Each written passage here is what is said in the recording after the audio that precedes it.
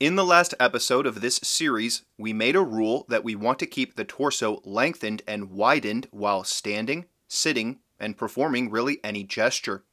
But we were left with the question of how we actually implement that rule. To answer this question, we will quickly come to another axiom or principle of our system. The axioms of our system are not just concerning the definition of good or bad posture. We also have various axioms that help us produce and implement our rules and methods. Today, we're going to look at the means whereby principle, an extremely important concept that was first explicitly formulated by F.M. Alexander. I'll illustrate this concept first with an example. If you observe someone doing an activity where they have to lift their hands and arms forward of their body, you'll find that the vast majority of people will shift their weight forward. They will protrude their abdomen and lower ribs more than normal, and their pelvis will also droop forward more than is typical. You can often see this even if a person is just raising their arms to place them against a wall. That might seem natural. If we're moving weight forward, why wouldn't that cause us to shift our weight forward? But if we understand that this bending and drooping of the torso is causing us to lose the leverage we should be getting from our fascia, we have to ask, is it possible to make this kind of gesture differently? What if we made it our conscious intention to prevent the lower sternum and midsection from going forward, and prevented any forward and down rotation of the pelvis as we lifted our arms? Would it be possible to bring our arms forward without it disrupting the lengthening of our torso? This is what the means whereby principle is all about. We don't want to be focused only on the end goal of a gesture. We must consider how we perform the gesture. There are obviously more things to consider than just the torso, but that is the place to start when considering how you perform any gesture. Another example would be going to sit. Most anyone can sit down into a chair, but how many can do so without shortening their torso and pulling their head back? If you've sat down, but you've massively shortened to do so, then even though you've accomplished your end of sitting down, you've obviously not succeeded in performing the gesture while maintaining good posture. The way to change a strongly habitual gesture like this is to understand the means by which we perform the gesture, to understand the coordinated movements that make up the gesture. By analyzing and understanding the movements that make up the broader gesture, we gain the opportunity to change those underlying movements, which will transform how the gesture is performed.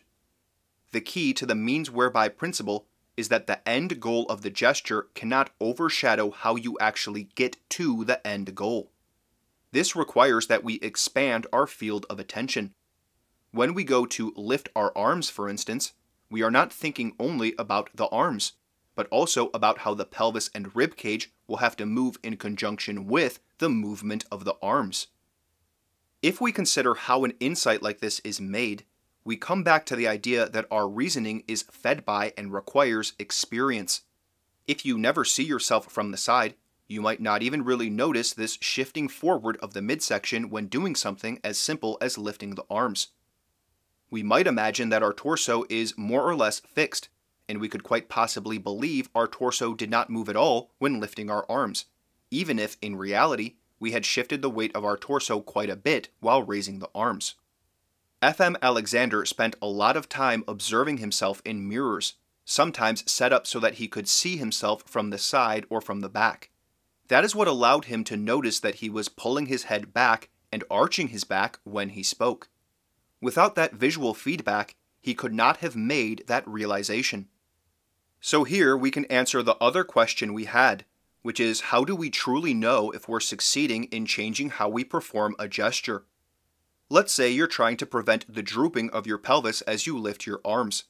It's entirely possible to feel like you've kept your pelvis back, when in reality you did not. It's also possible that you moved your lower sacrum back, which would keep the pelvis back, but would cause you to still tip the pelvis forward and down and lower your rib cage. That too is something many people do without feeling it at all. Now we come to another principle that Alexander outlined. We cannot trust our feeling sense, because our feeling sense is used to our habitual posture. When we want to make a movement that is totally counter to our habits, our feeling sense is totally unreliable. We need this external visual feedback to actually know if we're doing what we intended to do. In our modern times, we don't need to rely on mirrors. We can use video. This is most easily done with a webcam. We can record ourselves and genuinely see what we're doing. We can watch the video back repeatedly and even slow it down to really analyze what's happening. If you're attempting to change your posture for the better, you absolutely need visual feedback. Using a mirror is good, but video is even more useful and impactful.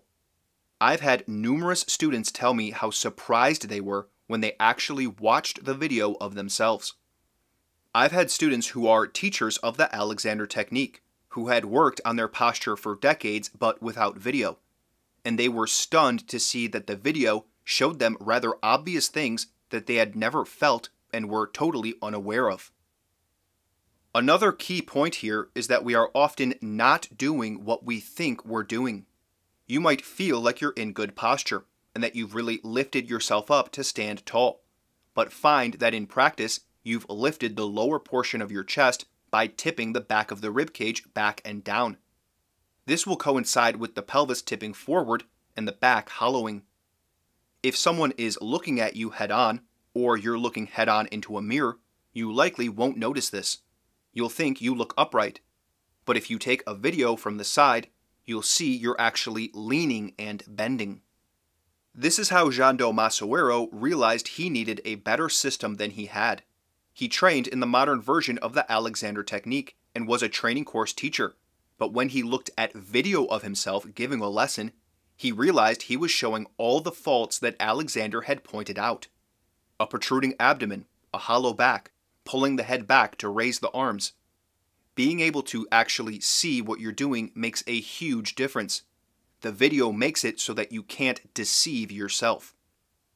Now we know that we need to understand and then guide and control the various movements that make up a gesture, even the movements that are not immediately obvious. We also know we can verify what we're doing by using visual feedback.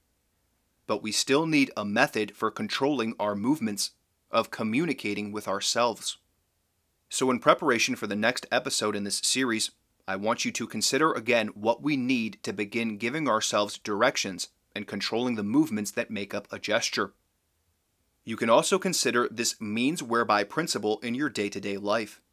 The next time you're reaching out your arms for something, maybe you're taking a book off a shelf, lifting a weight, or holding your phone, try to take note of what's happening with your torso.